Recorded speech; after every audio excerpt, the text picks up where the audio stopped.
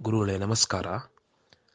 ಗುರುಗಳೇ, ನದಿ ತಾರತಮ್ಯವನ್ನು ಹೇಳುವಂತಹ ಸ್ತೋತ್ರ ಇರೋ ಹಾಗೆ ತೀರ್ಥಕ್ಷೇತ್ರಗಳ ತಾರತಮ್ಯವನ್ನು ಹೇಳುವಂತಹ ಯಾವುದಾದ್ರೂ ಸಾಹಿತ್ಯ ನಮ್ಮಲ್ಲಿ ಇದೆಯಾ ಅಂತ ಅದರ ಬಗ್ಗೆ ತಿಳ್ಕೊಳ್ಬೇಕಿತ್ತು. ಮತ್ತು ಈ ಕ್ಷೇತ್ರಗಳಲ್ಲಿ ಏನು ತಾರತಮ್ಯ ಅಂದರೆ, ಈಗ ಹಿಮಾಲಯದ ಪ್ರದೇಶ, ಉತ್ತರ ಭಾರತದ ಪ್ರದೇಶ ಏನಿದೆ ಅದು ದಕ್ಷಿಣ ಭಾರತಕ್ಕಿಂತ ಶ್ರೇಷ್ಠ ಅಂತ ಕೆಲವರ ಅಭಿಪ್ರಾಯ ಇದೆ. ಇದು ಸರಿನಾ? ಮತ್ತು ಈ ಉತ್ತರ, ದಕ್ಷಿಣ, ಪಶ್ಚಿಮ, ಪೂರ್ವ ಭಾರತಗಳು, ಈ ಭರತಖಂಡದ ಈ ಭಾಗಗಳಲ್ಲಿ ತಾರತಮ್ಯ ಇದೆಯಾ? ಇದ್ರೆ ಯಾವುದು ಅತ್ಯಂತ ಶ್ರೇಷ್ಠವಾದ ಭಾಗ? ಇದರ ಬಗ್ಗೆ ಏನಾದರೂ ಶಾಸ್ತ್ರಗಳಲ್ಲಿ ಮಾಹಿತಿ ಇದೆಯಾ ಅಂತ ಅನ್ನೋದ್ರ ಬಗ್ಗೆ ಸಂಶಯ ಇತ್ತು. ದಯಮಾಡಿ ತಿಳಿಸಬೇಕು ಅಂತ ಪ್ರಾರ್ಥನೆ ಗುರುಗಳೇ. ಶ್ರೀಮದ್ ವಿದ್ಯಾ ವಾರಿಧಿತೀರ್ಥ ಗುರುಭ್ಯೋ ನಮಃ. ಶ್ರೀಮದ್ ರಾಘವೇಂದ್ರ ತೀರ್ಥಗುರು ಸಾರ್ವಭೌಮರು ನಮಗೆ ನದೀ ತಾರತಮ್ಯ ಸ್ತೋತ್ರವನ್ನು ಬ್ರಹ್ಮಾಂಡ ಪುರಾಣದಿಂದ ತೋರಿಸಿಕೊಟ್ಟಿದ್ದಾರೆ, ಅಲ್ಲಿರುವುದನ್ನು ಸಂಗ್ರಹ ಮಾಡಿಕೊಟ್ಟಿದ್ದಾರೆ.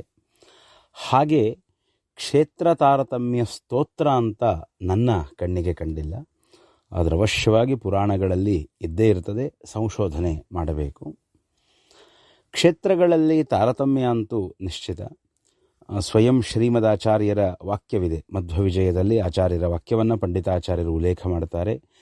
ನೇದೃಶಂ ಸ್ಥಲಮಲಂ ಶಮಲಘ್ನಂ ಅಂತ ಹೇಳಿ, ಬದರಿಯಷ್ಟು ಪಾಪ ಪರಿಹಾರ ಮಾಡುವ ಕ್ಷೇತ್ರ ಮತ್ತೊಂದಿಲ್ಲ ಅಂತ ಹೇಳಿ. ಹೀಗಾಗಿ ಪಾಪ ಪರಿಹಾರ ಮಾಡುವಲ್ಲಿ ಸರ್ವೋತ್ತಮ ಕ್ಷೇತ್ರ ಬದರಿ ಅಂತನ್ನೋದು ನಿರ್ಣಯವಾಗುತ್ತೆ.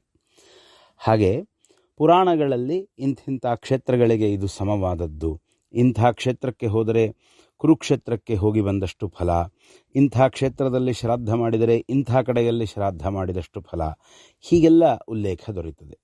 ಅವೆಲ್ಲವನ್ನೂ ಸಂಗ್ರಹ ಮಾಡಿ ನಾವು ತಾರತಮ್ಯವನ್ನು ನಿರ್ಣಯ ಮಾಡಿಕೊಳ್ಳಬೇಕಾಗ್ತದೆ. ಇನ್ನು ನಾವು ಪುರಾಣಗಳ ಅವಲೋಕನ ಮಾಡಿದಾಗ ಗೊತ್ತಾಗುವಂತಹ ವಿಷಯ ಏನು, ಆರ್ಯಾವರ್ತ ಭಾಗವಿದೆ.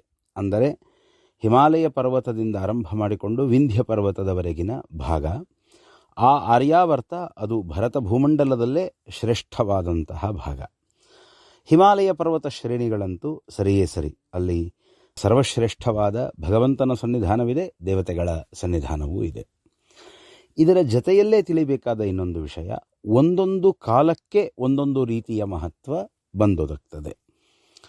ಕಲಿಯುಗದಲ್ಲಿ ದಕ್ಷಿಣ ಭಾರತ, ಕಾವೇರಿ, ತಾಮ್ರಪರ್ಣಿ, ಆನಂತರ ನೇತ್ರಾವತಿ, ಈ ಎಲ್ಲ ನದಿಗಳ ಪಾತ್ರಗಳು, ಒಟ್ಟಾರೆ ದಕ್ಷಿಣ ಭಾರತದ ನದಿಗಳ ಪಾತ್ರಗಳೇನಿವೆ, ಅದು ಕಲಿಯುಗದಲ್ಲಿ ಶ್ರೇಷ್ಠ ಅನ್ನುವ ಮಾತನ್ನು ನಾವು ಭಾಗವತಾದಿ ಗ್ರಂಥಗಳಲ್ಲೇನೆ ಕಾಣ್ತೇವೆ.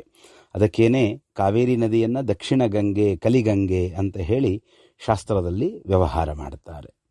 ಅಂದರೆ ಸ್ವಾಭಾವಿಕವಾಗಿ, ಸಹಜವಾಗಿ ಎಲ್ಲ ಕಾಲದಲ್ಲಿಯೂ ಉತ್ತಮವಾದಂತಹ ಕ್ಷೇತ್ರಗಳು, ಜೊತೆಯಲ್ಲಿ ವಿಶಿಷ್ಟವಾದ ಸಂದರ್ಭದಲ್ಲಿ ಕಲಿಯುಗದಲ್ಲಿ ಇದಕ್ಕೆ ಪ್ರಾಶಸ್ತ್ಯ, ತ್ರೇತಾಯುಗದಲ್ಲಿ ಇದಕ್ಕೆ ಪ್ರಾಶಸ್ತ್ಯ ಅಂತ ಹೇಳಿ ಪ್ರಾಶಸ್ತ್ಯ ಪಡೆಯುವಂತಹ ಕ್ಷೇತ್ರಗಳು ಹೀಗೆ ಇರ್ತವೆ.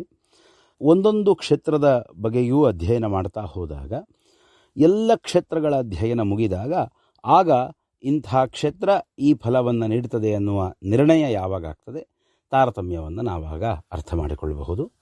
ಪುರಾಣಗಳ ಸಂಶೋಧನೆ ಮಾಡ್ತಾ ಇದ್ದ ಹಾಗೇನೆ ಇನ್ನೂ ಹೆಚ್ಚಿನ ವಿಷಯಗಳು ದೊರೆಯುತ್ತವೆ.